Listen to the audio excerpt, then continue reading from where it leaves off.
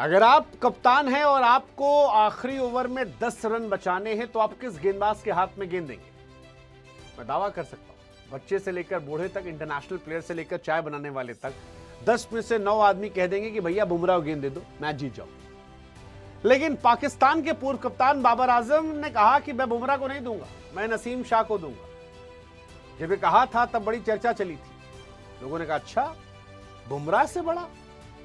और अब देखिए वक्त की माया, नसीम शाह एशिया कप से ड्रॉप कर दिए गए उन्हीं बाबर आजम के साथ जिन्होंने कहा था कि हम बुमराह नहीं नसीम को गेंद देंगे। लोग बोले भैया मोए मोए हो गया इनका। वैसे मोए मोए तो हुआ है, क्योंकि न बाबर, न रिजवान, न नसीम, ये तीनों नहीं रहे। हालांकि इंडिया क्यों खेल रही है पाकिस्तान से मेरी समझ से अभी परे है।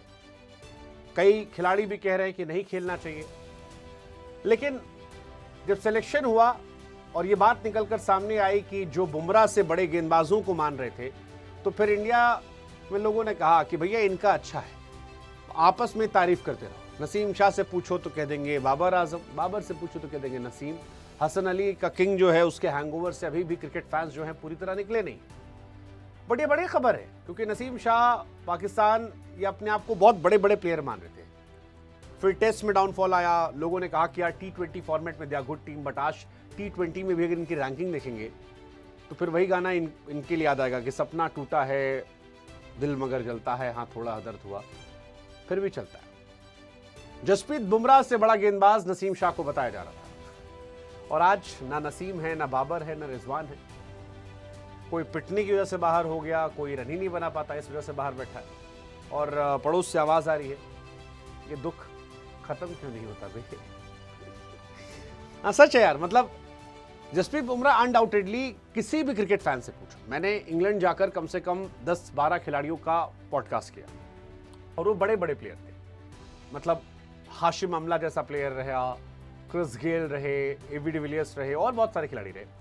उन सब की तरफ से जब आप पूछो कि greatest bowler right now, they all used to say it's Jasprit Bumrah, कोई नहीं है दूर दूर तक। लेकिन बाबर नसीम शाह को कह रहे थे, और आज देखिए T20 फॉर्मेट जो सबसे तगड़ा फॉर्मेट जिसके लिए आए थे। देखो टेस्ट क्रिकेट में नसीम शाह एवरेज बॉलर है, एवरेज बॉलर। पाकिस्तान ने बीते कुछ सालों में टेस्ट में थोड़ा बहुत जो अच्छा किया है वो उनके स्पिनर्स की वजह से अच्छा किया है, उनके तेज गेंदबाजों ने कुछ नहीं किया, उनसे गेंद नहीं फेंकी आती। बट T20 में भी उनका सिलेक्शन ना होना, दैट डिफाइंस कि इस वक्त वो किस दौर से गुजर रहे हैं। और इसीलिए इंडिया में बार बार सवाल उठ रहा है कि इंडिया क्यों खेल रही है। बाबर रिजवान बाहर बैठे हैं, पाकिस्तान के फैंस जो वो भी बेचारे कह रहे हैं क्या चल रहा है। किसी ने एक बड़ा अच्छा मीम बनाया कि सीनियर खिलाड़ी होने चाहिए थे, अगर सीनियर खिलाड़ी होते तो प्रेशर में शायद संभाल लेते टीम को। फिर किसी ने बॉल में धीरे से कहा कि भाई साहब संभाला था कभी और फिर सब मुस्कुरा के आगे बढ़ दिए। सो ठीक है, उन्होंने अपनी साइड से किया है इंडिया से लड़ने के लिए कि इंडिया जब आएगी तो अच्छी टीम बनाई जाए, लेकिन उसमें नसीम शाह, शादाब खान, बाबर आजम और आपके रिजवान, इन खिलाड़ियों को जगह नहीं दी गई। शादाब को भी T20 सीरीज़ खिलाया गया था बांग्लादेश के सामने, लेकिन उन्हें कहा गया सर्जरी कीजिए। नसीम को सिलेक्शन नहीं किया गया है, क्यों नहीं किया गया है?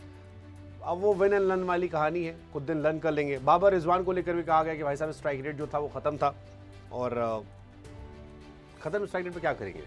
सलमान अली आगे के पास कप्तानी है, 7-8 नंबर की टीम है, क्या कमबैक कर पाएगी? God knows. WCL जब ऑर्गेनाइज कराया गया था तो ये सवाल उठा था कि क्यों खेला जा रहा है। तो जो WCL के ओनर का मैंने पॉडकास्ट किया तो उन्होंने कहा यार देखो पैट्रियोटिज्म दिखाने के तरीके होते हैं, हमारा तरीका है कि हम हरा कर दिखाएंगे। बट आज इंडिया में कई सारे एक्स प्लेयर्स ने कहा है कि खेलने की जरूरत नहीं थी। हालांकि बाबर और रिजवान का बाहर बैठना ये भी हैरान करता है कि एक जमाने में बाबर आजम की तुलना दी ग्रेट विराट कोहली से होती थी। कहा था कि यार विराट रोहित से बड़े खिलाड़ी बाबर बन जाएंगे, और आज हालत ये है कि आपको ना टेस्ट में जगह पक्की है, ना ODI में जगह पक्की है, ना T20 में जगह पक्की है। और T20 में कहा जा रहा है कि भाई टेस्ट कौन खिलवाएगा। वैसे सही भी है, मतलब अगर इंडिया के पास अभिषेक शर्मा, संजू सैमसन जैसे प्लेयर है, इंडिया में शुभमन गिल का सिलेक्शन नहीं हो पा रहा, जायसवाल जैसे बंदे का सिलेक्शन नहीं हो पा रहा, तो फिर क्या होगा? वैसे मेरे हिसाब से एशिया कप में इंडिया का जो असली मुकाबला है वो अफगानिस्तान से।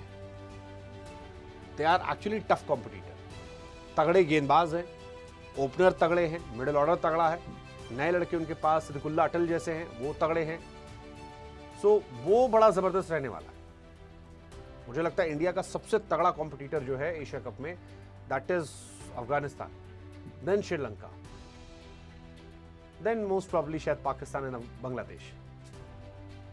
हाँ, यही शायद मेरे हिसाब से। आप बताओ ना यार कि इंडिया का सबसे टफ कॉम्पिटिटर कौन है? मुझे लगता है अफगानिस्तान, बिकॉज एक उन्होंने इंडिया को हराया नहीं है, they desperately want to win against India.